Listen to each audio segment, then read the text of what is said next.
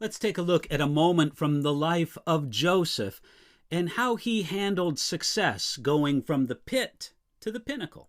I'm going to read you from Genesis chapter 41, verses 38 and 39, where we read this.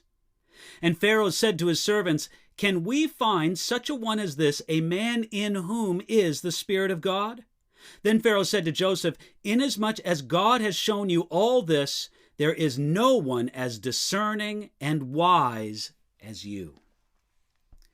It's been said that the successful executive is the one who can delegate all the responsibility, shift all the blame, and then take all the credit. That's the plan a lot of people have to achieve success. But that strategy is like a house of cards. It can't stand. Joseph's example shows us how to achieve and handle success in God's way. Notice that timing is important to the success that God gives. Here in Genesis chapter 41, Joseph had just arrived at the pinnacle of his success, but it took a long time to get there. Joseph had been wasting, so to speak, his time in prison the previous few years, but really it wasn't a waste at all.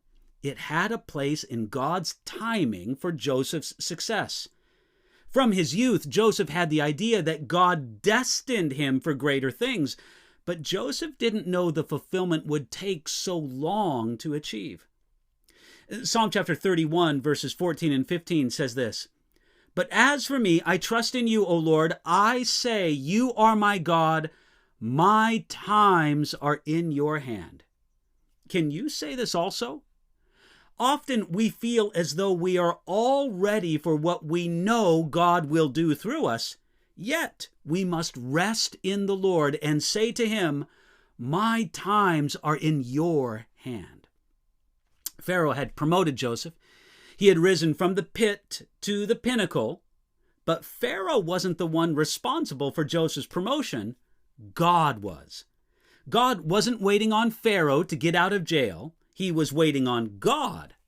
The psalmist reminds us, "For exaltation comes neither from the east, nor from the west, nor from the south, but God is the judge. He puts down one and exalts another."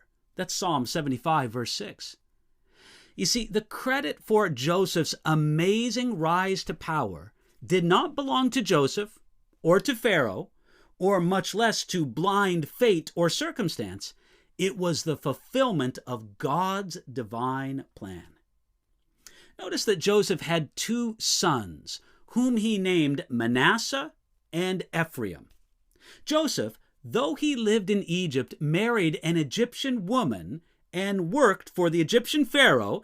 He gave his two sons Hebrew names. This shows that Joseph did not forget about God even in his success. Many people, when they have been promoted in the way that Joseph was promoted, they feel they no longer need God. They think that God is only good for the prison and not for the palace. We should be like Joseph, who was devoted to God no matter what, good times or bad. Here's a good prayer for you to pray today. God, give me a heart that will wait on you and serve you faithfully, even when I am successful in the eyes of the world.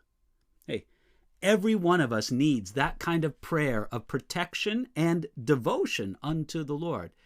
You can pray that kind of prayer today.